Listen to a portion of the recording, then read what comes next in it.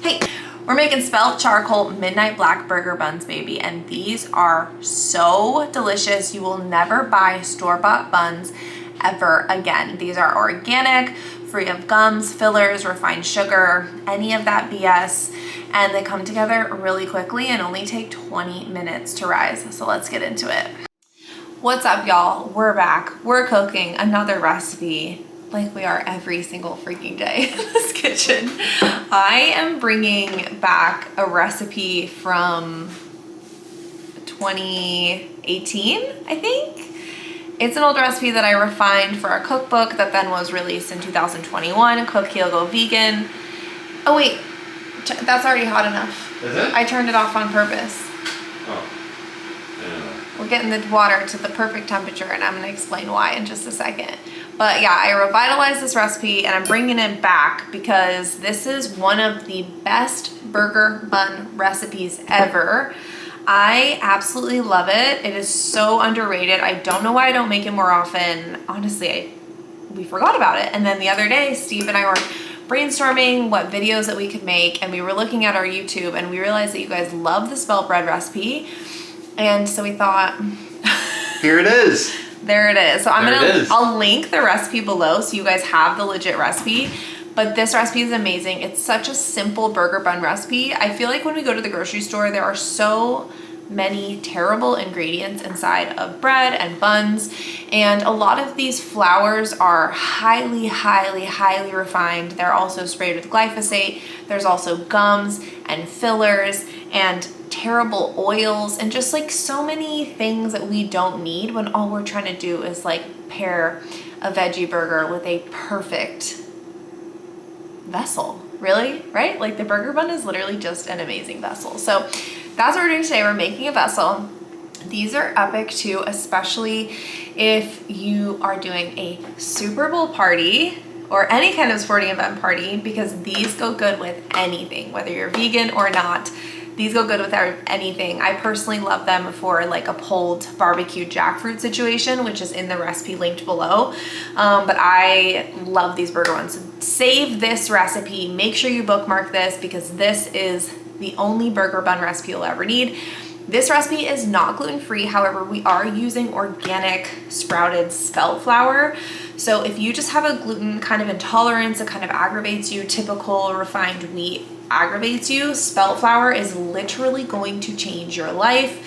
It's an ancient grain still, so it's not super touched by the terrible industry that is American typical conventional agriculture. This is an ancient grain, which basically means it's sprayed less, it's not refined, and it's got all these nutrients in it. It's got plant protein, it's got iron, it's got a lot of things that are going to make you feel really full and satisfied rather than feeling bloated and inflamed. So of course this doesn't go for people who have celiac disease or people who like are going to have terrible repercussions if they have any gluten at all. But if you're someone that feels like you just feel like shit when you eat traditional gluten products, this won't do that. So that's why I think this is so important, especially if you're pairing this with something. This is such a great first healthy step into getting a healthier lifestyle or a healthier diet and just overall feeling better. And I say that as someone with endometriosis, with an allergy to barley, and gluten products just inflame the shit out of me. They just inflame me so much, and I'm in a cussing mood today, so I'm so sorry if anyone's offended by it, just chef life. But gluten products just make me feel so bad, so bloated for days and days and days, and I think it's because of my endometriosis and other things. But spelt flour does not do that. So take it or leave it. Okay, so the first thing we're gonna do is grab a couple packs of active dry yeast. 1 pack of active dry yeast has about 1 tablespoon or 7 grams of active dry yeast. So just keep that in mind. If you can't find it in the packs, you can find it in like the big bulk bags. So we're just gonna pour it. I have a bowl right here. Just gonna pour it into the bowl, and I'll just put this right there. Pour 1 bag. And then we're gonna pour 2 bags as well. So we have 14 grams of active dry yeast or 2 tablespoons total. All right, our next ingredient is coconut sugar. I love using coconut sugar because it's low on the glycemic index, which means it's great for people with diabetes or people who are having a hard time controlling their blood sugar or insulin, or have insulin resistance. So coconut sugar is the one. It's also the most environmentally friendly sugar out there, and it's non-refined, which means that it's not going to be inflammatory. So we're going to do 1/4 cup of sugar. It seems like a lot. If you want to go for lower sugar, you can do half, so 2 tablespoons. I just think that a really good burger bun is a little bit sweeter. And if you look at like most of your burger buns, like the traditional standard ones that you find at the grocery store, a lot of them have high fructose corn syrup in them, which is so inflammatory for so many reasons. So this is just a nice alternative that gives it kind of like that sweet kind of burger bun flavor without the inflammatory properties of it. So the next thing we're gonna add is hot water. All right, so I've got hot water. We want it to be about 110 degrees, so hot enough to where I can like put it in this glass and it's not gonna burn me, or where it feels warm and hot, but not too hot to where it's gonna burn me. You know, you want it to be kind of like that nice, perfectly hot temperature. And you know what I mean? Like if I put my finger in this, I can stand it for a couple seconds. You don't want it to immediately burn. If it immediately burns you, it's too hot. Okay, so we're just gonna pour this in.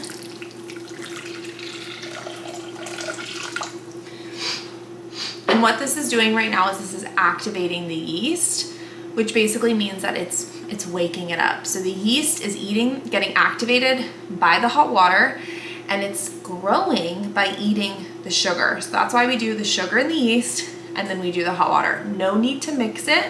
The yeast is gonna do its thing, and it's going to slowly eat it. So let's wait 10 minutes, and in 10 minutes you're gonna see this super foamy top layer, and that's how you know your water's the right temperature and the yeast is activated.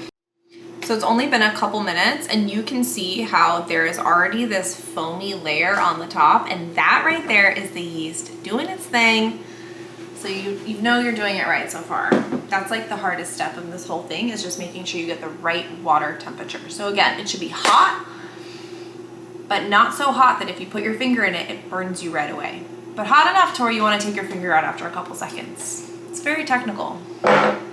Don't forget it. Okay, so the next thing we're gonna do is just make a quick flax egg. So I'm just gonna put about a tablespoon of flaxseed meal into a tiny little bowl. Got my water. My oven just preheated, so we're preheating the oven to 425. And that noise in the background is our dehydrator. We also just filmed a video, so look out for that next week, of us breaking out our dehydrator and to see what we're dehydrating and what we're gonna do with it. Okay. So we're gonna do about a tablespoon to make 1 flax egg. I'm just gonna pop it right in my bowl. It doesn't have to be too exact. And about 2.5 tablespoons of water. So this is basically just a quick egg replacement to help the bread kind of just be nice and soft. So we're just gonna whisk it and wait a couple minutes. The next thing we wanna get ready is our avocado oil. You can use extra virgin olive oil for this as well. And we're gonna do about 1/3 cup. If you are oil-free, you can avoid this step, but I do just wanna warn you that adding a little bit of oil into this makes the bread so fluffy and so soft. And I really feel like it's such a crucial, important part. So get an oil that you really like. I love olive oil, and avocado oil is my personal fave. After a couple minutes, your flax egg is gonna be gelatinous. You can also use ground chia seeds. A lot of times that's my preferred method, but flax seeds work too. After about 10 minutes, look at how much foam is on the top. This yeast is alive and well, baby. All right, we're gonna add our flax egg right into it. And then 1/3 of a cup of oil. Avocado oil is my preferred for this recipe. And then a half to 1 teaspoon of salt. Depends. If you want to go more low sodium, then you can do a half teaspoon. If you like your buns a little bit salty, like my buns a little salty, so I'm gonna do a whole teaspoon. All right, then I'm gonna take a fork and just lightly mix all of this together. And now it's time for the flour. I like to store my flour in a big glass container rather than in these plastic bags that it comes in, mainly because I don't go through that much flour. I don't make that much bread. And I buy it in bulk, and I find that it literally helps it stay fresh so much longer. So just a little tip. So we're gonna add it 1 cup at a time while we're stirring with a fork. And this is kind of a method that I just started doing out of just intuition. I got sick of pulling out my stand mixer, and I'm not a huge fan of using like wooden spoons for making bread, but I find that using just a regular dinner fork works really well to kind of break up everything. All right, so I've added a 1.5 cups of flour, and now I'm gonna add the charcoal. So I've got this huge thing of charcoal, which I've actually had for so long, and I'm actually gonna sift it through a fine mesh strainer just to take out any clumps. Okay, so we're gonna do a tablespoon of this activated charcoal.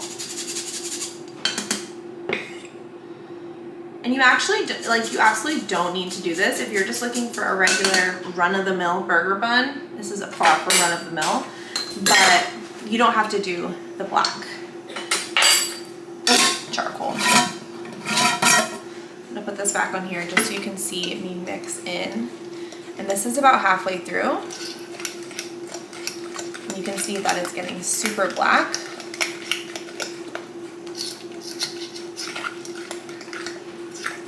So sick.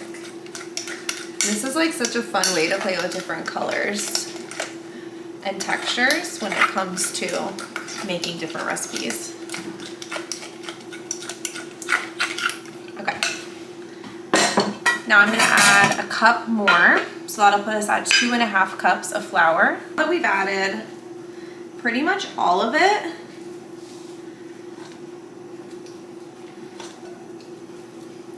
I think we just need a 1/4 cup more. So we had about 2.5 cups. So this will give us 2 3/4 cup. But maybe not even that much. That's why we added in 1/4 cup at a time, because it's gonna help you get that perfect consistency. You don't want them to be too dry, right? Like you don't want like overly dry burger buns. It's not the move. Once you kind of get this nice ball shape, we're gonna knead it a couple times, and what kneading it does is it actually is gonna help activate the gluten. What you can do also is you can put it onto your cutting board, but be careful because the charcoal might stain your cutting board depending on what kind of wood that you have. So I'm actually just gonna keep this right in my bowl. And then I'm just gonna continue to shake a little bit of flour as I'm kneading if you feel like it's necessary, if it's starting to stick to your hands. But this is really beautiful, and I think this is gonna be like the perfect consistency.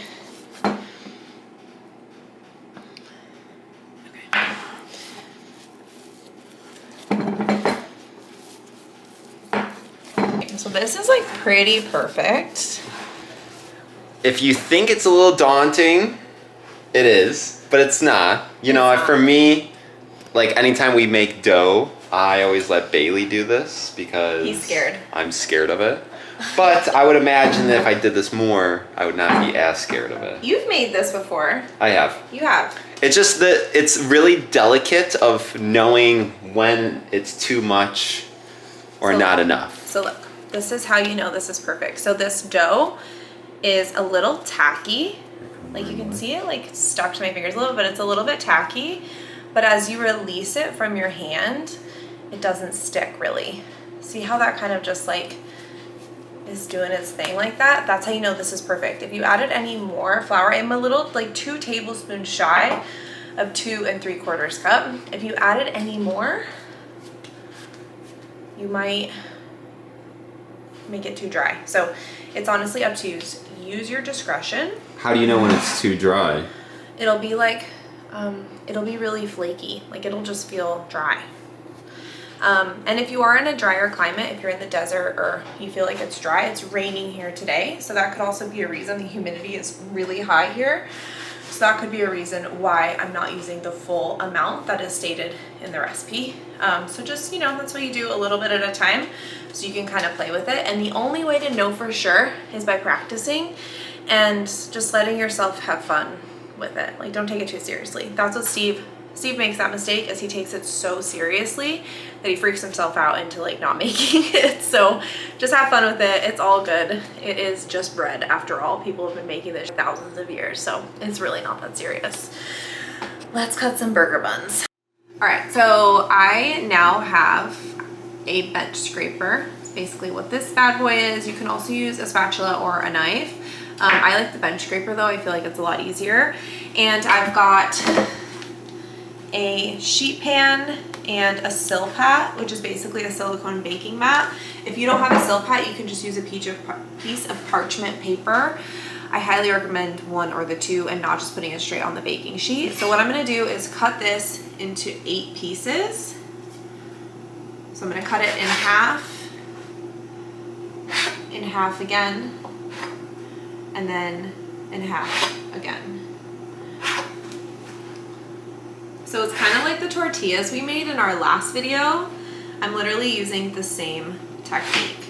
And that's why I kind of like to do videos like this back to back where we use similar techniques, because you can kind of see how things aren't as overwhelming. And once you kind of nail down like the tortillas, then making a risen bread like this won't be as hard. It's kind of like one level.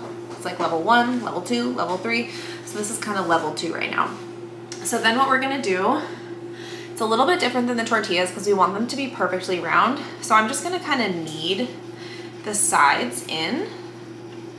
So we're kind of creating like a little pocket, like a little present, like that. And then I'm gonna kind of take it like this and just pull it into this perfect, so the bottom's not gonna look perfect, but again, like I said in my last video, perfection's overrated, especially when you're doing dough and especially when you're just starting out. So we want this to be, this is what the top looks like, this is what my bottom looks like, but you're not even gonna really notice that. And you can kind of pinch this together if you feel like you have a little bit of an opening, and it will just kind of fall flat like that. And we have a perfectly round ball. So we're gonna do 8 of these. And if you wanted to do this with gluten-free flour, you could. It would just be a little bit of a different methodology because the gluten-free flour doesn't have any gluten in it, right? So the gluten is the binding protein, and that's what allows you to knead it. That's what allows it to rise really, really well. And you're gonna need a little bit more, 2, 4, 6, 8. Okay, you're gonna need a little bit more flour when using the gluten-free dough. So that's just something to consider if you want to attempt this recipe gluten-free. And if you want to, more power to you. So again, I'm just kneading it and then pulling it into the center. And some of them are bigger than others. This always happens whenever I make burger buns. I can never make them all the same size. Like this one is ginormous, so I'm actually gonna add, that's like the cool part about this, is if you feel like it's not the right size, you can just cut it. If I was like in a bakery situation where I was making these for an event, I would be weighing them all so they're all the same weight. So I would have weighed that initial dough ball, divided it by 8, and then took out certain amounts so that they were all the same. But it's not that serious.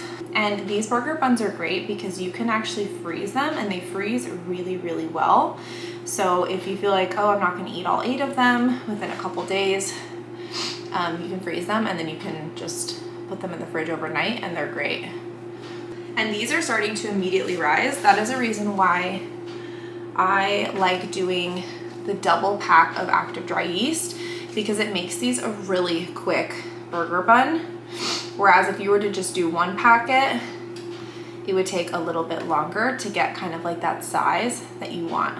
So once you have all your burger buns, they're gonna look like this. I like to space them out because they rise a lot in a really short amount of time, thanks to all that yeast and sugar. So 20 minutes is the rising time on this one. If you go for longer, I find it's a little too long, they'll deflate a little bit. So yeah, 20 minutes. If you live in a dry climate or if it's hot where you are, what you can do is lay a kitchen towel over, but make sure the kitchen towel is damp. And if you don't want it to kind of flatten your buns, what you can do is put little shot glasses around on the sides and lay your kitchen towel over the shot glasses, and that will help the kitchen towel not touch the buns so that it doesn't flatten them. Because they'll still rise, but they'll kind of rise out if the kitchen towel is heavy. And I just know that from experience because I've made flat buns before. But it's super wet here today. Like I said, it's been raining all day and we live by the ocean. So I don't think these are gonna dry out too much. So I'm just gonna leave them like this and let them set for 20 minutes. And then we're gonna pop them in the oven. So I'll see you guys in 20. It's been 20 minutes and these bad boys are ready for the oven. So the only thing we have left to do is put olive oil on them, which is totally optional, and some sesame seeds. I just like to brush with a little oil because it helps keep the sesame seeds on top, and it also makes the bun nice and soft. So I think it's kind of like a win-win. So I'm just gonna get a pastry brush, a little bit of olive oil, and grab my white sesame seeds. So we've got our olive oil, and we just wanna be gentle. We don't wanna smash it, so we just wanna gently kind of brush the olive oil over the top. And the olive oil is also gonna help make, like I said, a softer bun. I love some soft buns, but you don't wanna douse it in olive oil because it will also help like flatten it, and we wanna keep these nice and fluffy. And I'm just gonna sprinkle the white sesames all over the top. I like to be real generous with this because I feel like when you cut them, they kind of fall off. So this is gonna help, you know, help you get more sesame seeds for your burger. And I'm a big fan of the crunch myself. All right, so there we go. Okay, wait, this one needs a little extra, like on the side I can't see. Okay, so we've got our buns. We're gonna bake this at 425 for 12 minutes, and then these are gonna be ready to go. Dun, dun, dun. So dumb. 12 minutes, 11 minutes later, we have perfectly puffed burger buns. You want to let these rest for just a little bit so that they have time to kind of chill. If you feel like they're a little too hot, you can put them on a cookie rack, which is what I'm gonna do right now so that the bottoms don't burn, because this sheet pan is gonna stay nice and hot. Boom, baby. You want these to cool for just a couple minutes. If you wanna eat them hot and fresh out of the oven, that's honestly the best way to do it. These will also last if you hold them on your countertop for a few days. If you wanna put them in the fridge, they'll last for a few days longer than that. But again, I think these are best eaten fresh or popped in the fridge or freezer once they're cooled down. I like want to eat one, but I have to wait. This is torture, just literally waiting for bread to cool. All right, it's the moment of truth. Oh, look at that steam. That looks so good. And if you've never had charcoal in anything before, you might be thinking like, what the heck? But I'm gonna put a little bit of plant-based cream cheese on this and eat this thing nice and steamy. Oh my God. All right, you can see like how fluffy the crumb is and how perfectly the air has like pocketed throughout the crumb of this. This is a perfect rise. That's why I say 20 minutes is the absolute perfect time. The sesame seeds are nice and perfectly toasted. And I mean, even this thing doesn't even need anything on it. It's so fresh and pillowy. This is as fresh as it gets. This is so quick. If you want to make healthy sandwiches for your kids, if if you want the best buns ever, if you're entering a bun contest, this is the recipe that you're gonna wanna make. Gotta get Steve in here. Hey babe. Peeing. You want a bun? Oh, do I want a bun? You don't even need anything on it. Unreal, right? Unreal. Unreal. This is one of the best batches you've ever made. I know, it's because I was hanging out with my friends. Wow. Amazing. Wow. 10 out of 10. 10 out of 10. Alright guys, next week we're making mocktails and restaurant style garnishes straight from home, and you guys are gonna absolutely love it. So we will see you then. Bye guys. Bye.